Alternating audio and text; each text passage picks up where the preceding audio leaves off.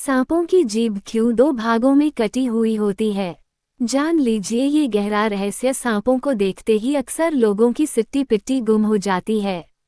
आपने भी अपनी जिंदगी में कई सांप देखे होंगे।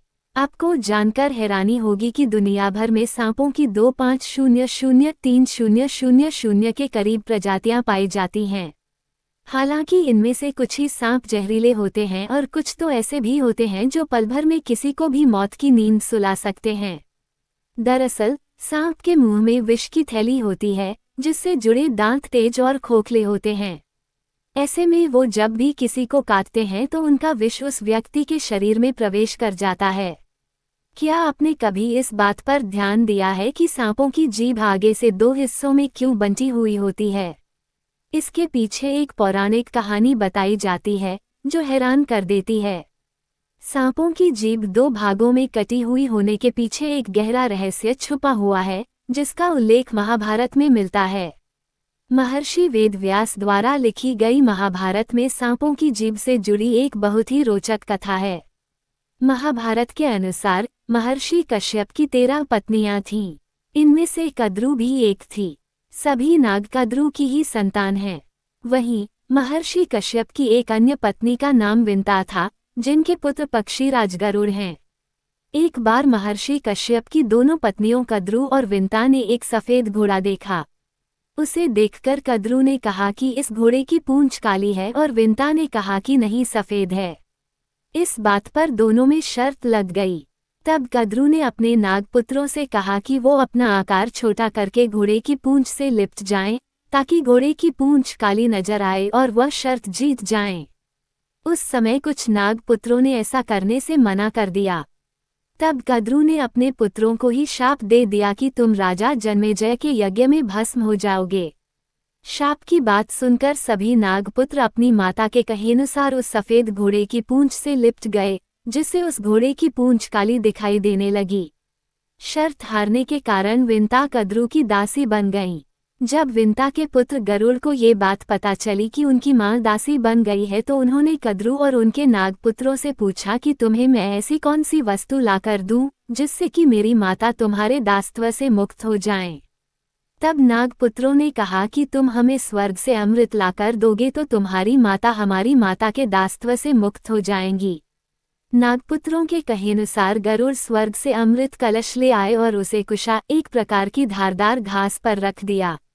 उन्होंने सभी नागों से कहा कि अमृत पीने से पहले सभी स्नान करके आएं।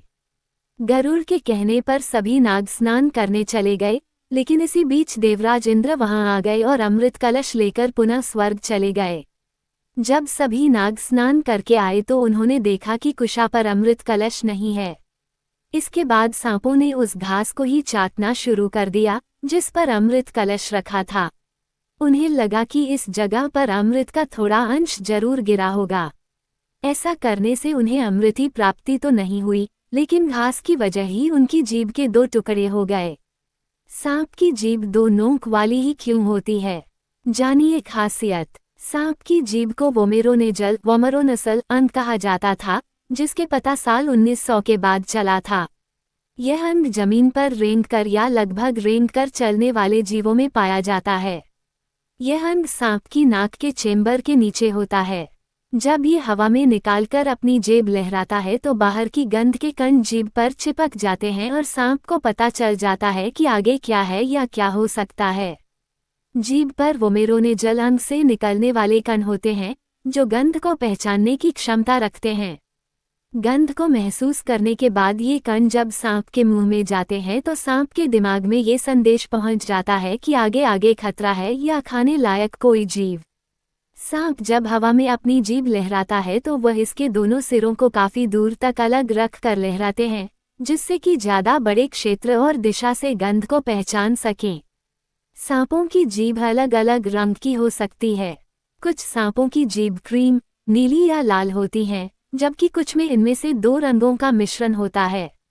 अधिक दिलचस्प बात यह है कि कुछ सांपों की जीभ बिल्कुल काली होती है, जो अक्सर कम दिखाई देते हैं। सांपों की सामान्य जीभ नहीं होती। वे देखते हैं मुंह में एक संवेदी अंग का उपयोग करना, जिसे जैकबसन अंग कहा जाता है। क्या आपको मालूम है सांप अपनी जीभ बाहर क्यों निकालते हैं?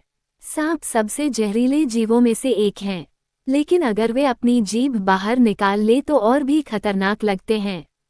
आपने अक्सर सांपों को ऐसा करते हुए देखा होगा, लेकिन कभी सोचा है कि सांप या उसकी प्रजाति के जीव बार बार अपनी जीभ बाहर क्यों निकालते हैं?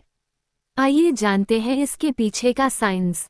लाइफ साइंस की रिपोर्ट के मुताबिक अगर कोई सांप बार बार अपनी जीभ बाहर निकाल रहा है तो इसका मतलब है कि वह अपनी जीभ की सहायता से बाहर का वातावरण चख रहा है, यानी सूंघकर आसपास का माहौल पता करने की कोशिश कर रहा है। अपने आसपास के माहौल को बेहतर ढंग से समझने की कोशिश कर रहा है।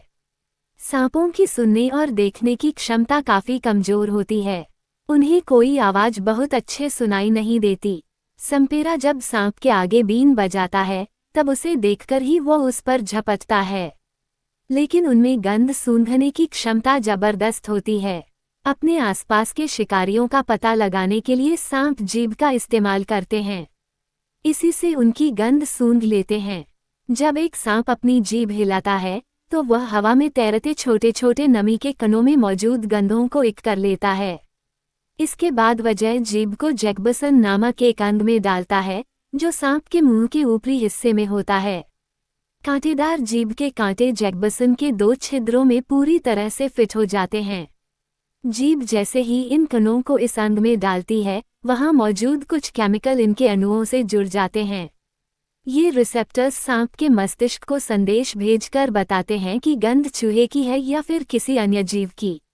गंध की व्याख्या करने वाली संवेदी कोशिकाएं भी होती हैं। यह अंग गिरगिट और इग्वाना सहित कुछ छिपकली प्रजातियों में भी पाया जाता है, इसलिए वे भी बार बार जीभ बाहर निकालते हैं। Please like share and subscribe करें। धन्यवाद।